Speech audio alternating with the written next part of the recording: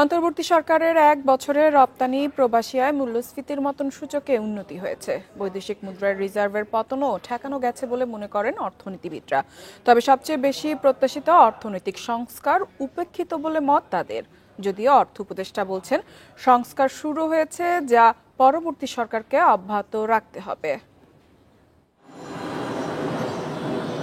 ৩ বছরে $18 বিলিয়ন কমে গত বছর জুলাই মাসে রিজার্ভ নামে ৩০ বিলিয়নের নিচে।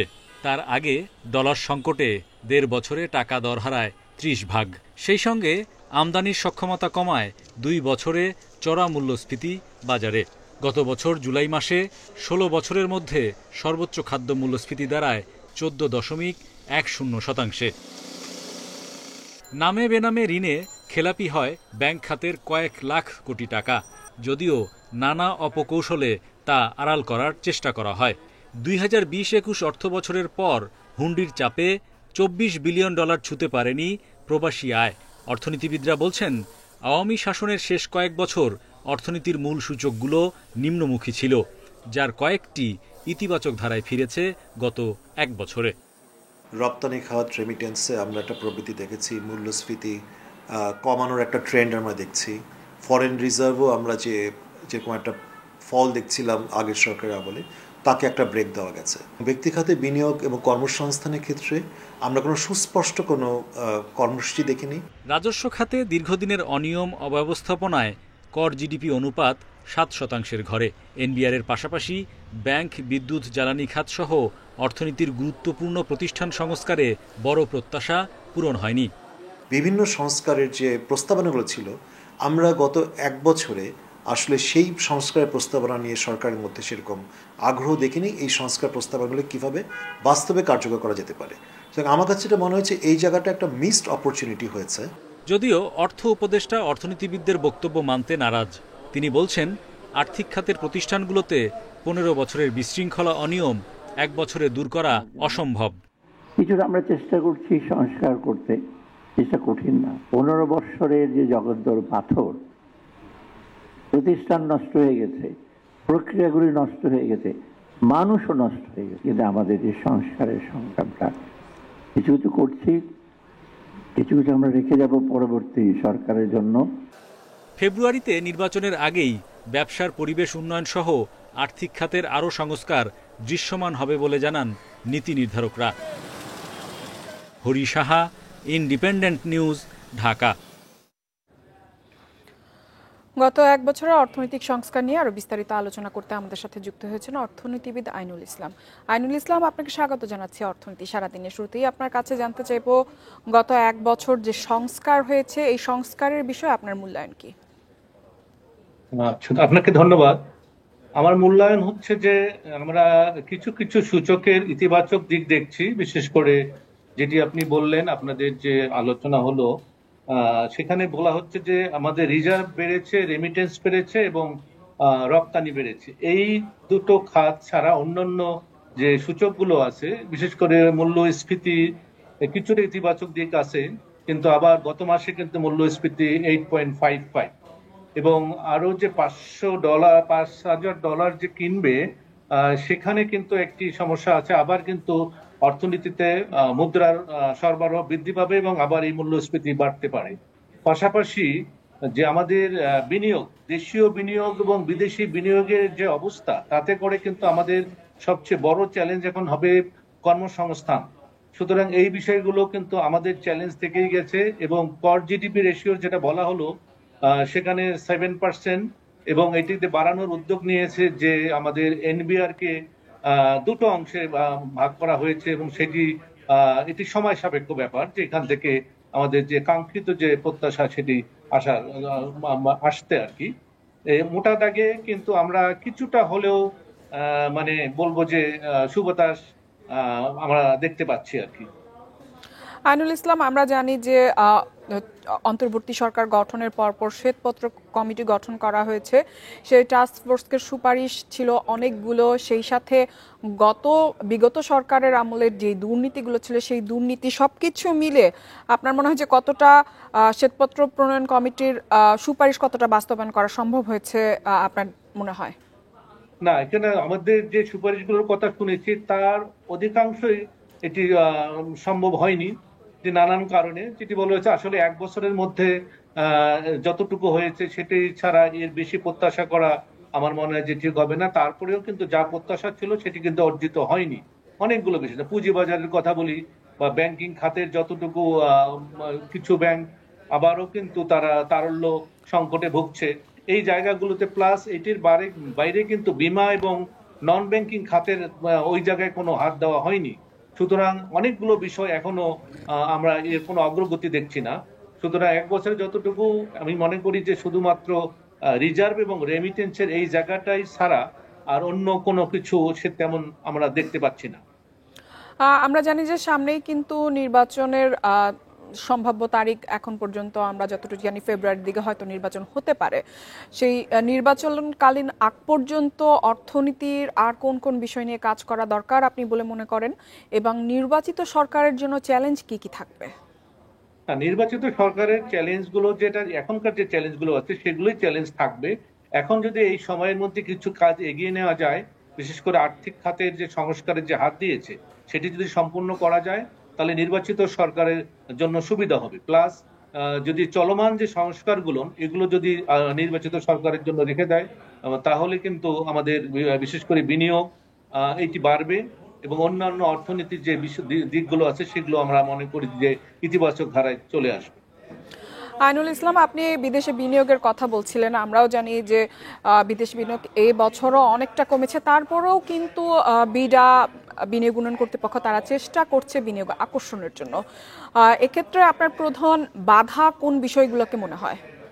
না, অন্যতম বাধা যেটা আপনি বললেন এবং আমাদের অর্থনীতিতে যেটা বলা হয় যে বিনিয়োগের জন্য অন্যতম হচ্ছে রাজনৈতিক স্থিতিশীলতা। সেই রাজনৈতিক স্থিতিশীলতা এবং আইন শৃঙ্খলা এই জায়গায় কিন্তু আমরা তেমন অগ্রগতি দেখছি না এবং দিন দিন কিন্তু এটা ডিটেরিয়েশন হচ্ছে। আইনুল ইসলাম, আমাদের সাথে যোগ দেওয়ার জন্য আপনাকে অসংখ্য ধন্যবাদ। চলে যাচ্ছি পরবর্তী সংবাদে। সম্প্রসারণের ধারায় রয়েছে দেশের অর্থনীতি। পারচেজিং ম্যানেজার্স ইন্ডেক্স জুলাই মাসে বেড়ে দাঁড়িয়েছে 61.5 পয়েন্ট, যা আগের মাসের চেয়ে 8.4 পয়েন্ট বেশি ছিল। মেট্রোপলিটন চেম্বার অফ কমার্স এবং বেসরকারি গবেষণা সংস্থা পলিসি এক্সচেঞ্জের প্রতিবেদনে উঠে এসেছে তথ্য। প্রতিবেদনে বলা হয়েছে জুলাই মাসে পিএমআইয়ের ঊর্ধ্বগতি মূলত শিল্প ও সেবা খাতের দ্রুত সম্প্রসারণ, কৃষি খাতের ধীরগতির সম্প্রসারণ এবং নির্মাণ খাতের পুনরায় সম্প্রসারণ পর্যায়ে ফিরে আসার কারণে হয়েছে। শিল্প উৎপাদন খাত নিয়ে প্রতিবেদনে বলা হয় খাতটিতে টানা 11 মাস ধরে সম্প্রসারণ চলছে। জুলাইয়ে সেই গতি আরও বেড়েছে। উৎপাদন, কাঁচামাল সংগ্রহ, মজুদ, আমদানি, কাঁচামালের মূল্য ও সরবরাহ সব ক্ষেত্রেই এ খাতে উন্নতি হয়েছে। তবে রপ্তানি আদেশ ও কর্মসংস্থান সূচক সংকোচন পর্যায়ে ছিল।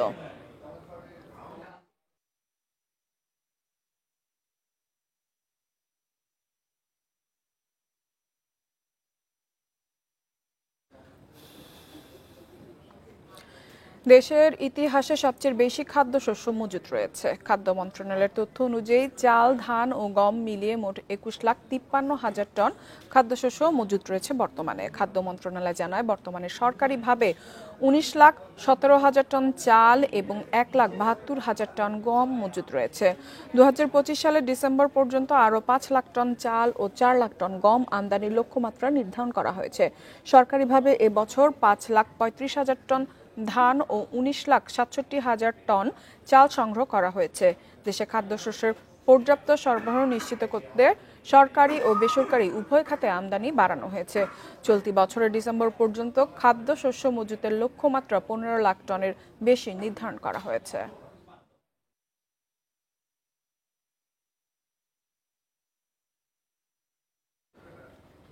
জাতীয় রাজস্ব বোর্ড এনবিআর এর কর্মকর্তা কর্মচারীদের আন্দোলনে ব্যবসায়ীদের অর্থনৈতিক ক্ষয়ক্ষতি জানতে চেয়েছে সরকার। বুধবার অর্থ মন্ত্রণালয় থেকে এই নিয়ে ব্যবসায়ীদের শীর্ষ সংগঠন এফবিসিসিআইকে চিঠি দেওয়া হয়েছে। চিঠিতে বলা হয়েছে এনবিআর বিলুপ্ত করে রাজস্ব নীতি, রাজস্ব ব্যবস্থাপনা এই দুটি বিভাগ করার অধ্যাদেশ বাতিলের জন্য গত মে-জুন মাসে প্রতিষ্ঠানটির কর্মকর্তা কর্মচারীরা কর্মবিরতি ও শাটডাউন কর্মসূচি পালন করেছেন। এর ফলে শিল্প, বিনিয়োগ, ব্যবসা বাণিজ্য, বন্দর, আমদানি রপ্তানি, উৎপাদন, সেবা খাতের কার্যক্রম বিঘ্নিত হয়। বিশেষ করে আমদানিকারকদের শিল্পের কাঁচামাল ও উপকরণ এবং তৈরি পণ্য বন্দর থেকে খালাস করতে পারেনি। রপ্তানিকারকরা সময় মতো রপ্তানি করতে পারেননি, এতে সরকারের রাজস্ব ক্ষতি হয়েছে। এফবিসিসিআর কাছে পাঠানো চিঠিতে 21 আগস্টের মধ্যে ক্ষয়ক্ষতির তথ্য দিতে বলা হয়েছে।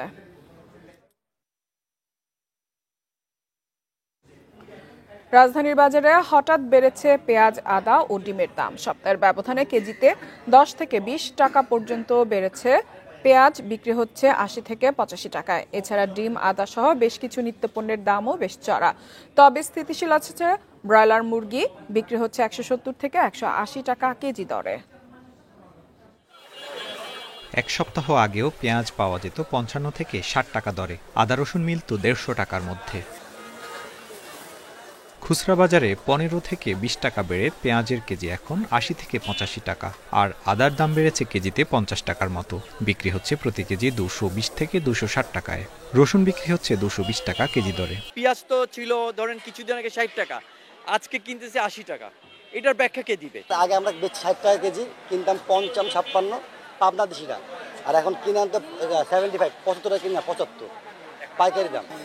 গত সপ্তাহ থেকেই চড়া সবজির বাজারও। বেশিরভাগ সবজি বিক্রি হচ্ছে 80 টাকার আশপাশে। করলা, কাঁকরোল, বরবটি, ঢেঁড়স বিক্রি হচ্ছে 80 থেকে 120 টাকা কেজিতে। বেগুন বিক্রি হচ্ছে 100 থেকে 120 টাকায়। আমরা গরিবের লাগি ভাই, আমরা এটাই বেশি। 200 টাকা কেজি কাঁচামরিচ, বেগুনের দাম বেশি 150 টাকা কেজি, আর টমেটো 160 টাকা কেজি। বাড়তি দামে বিক্রি হচ্ছে টমেটো, কাঁচামরিচও। টমেটোর কেজি 140 থেকে 150 টাকা। কাঁচামরিচ বিক্রি হচ্ছে 200 থেকে 260 টাকায়। গত সপ্তাহ থেকে এই সপ্তাহ প্রত্যেকটা 10-15 টাকা 20 টাকা করে বেশি। টমেটোর কেজি গত সপ্তাহ ছিল 140, আজকে 160। এদিকে মুরগির ডিমেরও দাম বেড়েছে ডজনে 5 থেকে 10 টাকা। প্রতি ডজন ডিম বিক্রি হচ্ছে 135 থেকে 140 টাকায়। তবে স্থিতিশীল আছে ব্রয়লার মুরগির দাম, বিক্রি হচ্ছে 170 থেকে 180 টাকা কেজি দরে। আর সোনালী মুরগি বিক্রি হচ্ছে 320 থেকে 330 টাকায়। আগে ছিল 120 টাকা, এখন হলো 140 টাকা করে। আজকের দিন হলো আগে 210 টাকা ছিল, 200 টাকা, এখন 220 টাকা হয়ে গেছে। সোনালীটা আজকে 330 করে। শুক্রবারের বাজার তো একটু চড়া সাধারণত, অন্য সময় 310 করে নিই। গ্যাসের 70 থেকে সোনালী আপনার 20-30 টাকা বাড়ছে, ব্রয়লার আপনার 10-15 টাকা বাড়ছে। বাজার সংশ্লিষ্টরা বলছেন টানা বৃষ্টিতে খাদ্যশস্যের যোগান ব্যাহত হতে পারে। তবে কৃত্রিম সংকট ঠেকাতে পদক্ষেপ নেওয়ার তাগিদ ক্রেতা বিক্রেতাদের। Tarek Hossain, independent news, Dhaka. পথ চলার এক যুগ উদযাপন করেছে দেশের প্রিমিয়াম রিটেল চেইন ইউনিমার্ট। এ উপলক্ষে বৃহস্পতিবার বর্ণাঢ্য সেলিব্রেশন নাইটের আয়োজন করে প্রতিষ্ঠানটি, যেখানে ইউনিমার্টের গুণগত মান, উদ্ভাবন এবং গ্রাহক সেবার চিত্র তুলে ধরা হয়। অনুষ্ঠানে প্রধান অতিথি ছিলেন ইউনাইটেড গ্রুপের প্রধান উপদেষ্টা হাসান মাহমুদ রাজা। বিশেষ অতিথি ছিলেন ইউনাইটেড গ্রুপের উপদেষ্টা KM-A শামীম, চেয়ারম্যান ও ব্যবস্থাপনা পরিচালক মঈনুদ্দিন হাসান রশিদ, পরিচালক শরফুদ্দিন আক্তার রশিদ, এছাড়া প্রতিষ্ঠানটির প্রধান নির্বাহী গাজী মাহফুজুর রহমান সহ ঊর্ধ্বতন কর্মকর্তারা। এ সময় প্রধান নির্বাহী গাজী মাহফুজুর রহমান জানান, ইউনিমার্ট শুধু সফল 12 বছরই উদযাপন করছে না, বরং আস্থা, অংশীদারিত্ব উদযাপন করছে।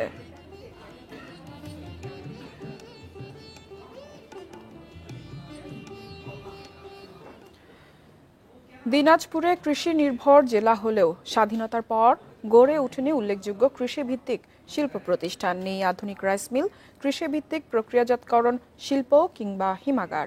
এতে কৃষকরা বঞ্চিত হচ্ছেন ন্যায্য মূল্য থেকে। এই শিল্পায়ন না হওয়ার জন্য গ্যাস সংযোগ না থাকা এবং সরকারি বেসরকারি উদ্যোগের ঘাটতি সহ নানা কারণকে দায়ী করছেন ব্যবসায়ীরা। চাল ও লিচুতে ভরপুর কৃষি নির্ভর জেলা দিনাজপুর। তবে শস্য ভাণ্ডার হলেও স্বাধীনতার পর থেকে গড়ে ওঠেনি কৃষিভিত্তিক শিল্প প্রতিষ্ঠান।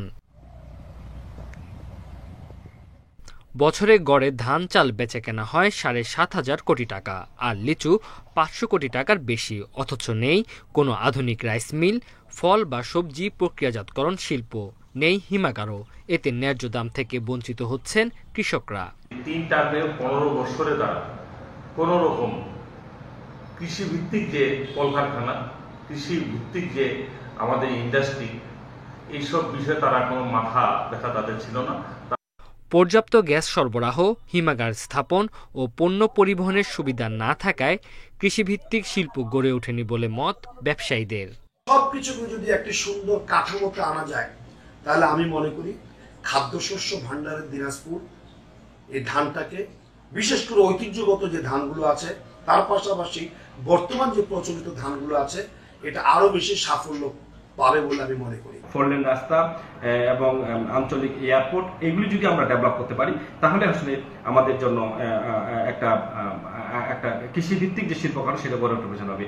কৃষিকে এগিয়ে নিতে সরকারি বেসরকারি সমন্বিত উদ্যোগ ও আধুনিক যন্ত্রপাতি ব্যবহারে জোর দেওয়ার তাগিদ কৃষি বিভাগের। এতে কৃষিভিত্তিক শিল্প প্রতিষ্ঠান গড়ে ওঠার পাশাপাশি নিশ্চিত হবে ফসলের ন্যায্য মূল্য। অনেক ধরনের যে খাবার তৈরি হয় আমটাকে প্রসেসের মাধ্যমে, তারপরে আলুটাও হতে পারে চিপস জাতীয় কারখানা, এই সমস্ত শিল্প ভিত্তিক কারখানা যদি এখানে কৃষি শিল্প ভিত্তিক কারখানা গড়ে উঠলে এলাকার কৃষি সমৃদ্ধ হবে এবং কৃষক আর্থিকভাবে লাভবান হবে। দিনাজপুর জেলায় আবাদি জমির পরিমাণ 2,78,417 হেক্টর। বছরে এই এলাকায় খাদ্যশস্য উৎপাদন হয় 16,82,632 মেট্রিক টন। Independent news. আর এই ছিল অর্থনীতি সাধনের আজকের আয়োজনে। আমন্ত্রণ আমাদের পরবর্তী সংবাদে।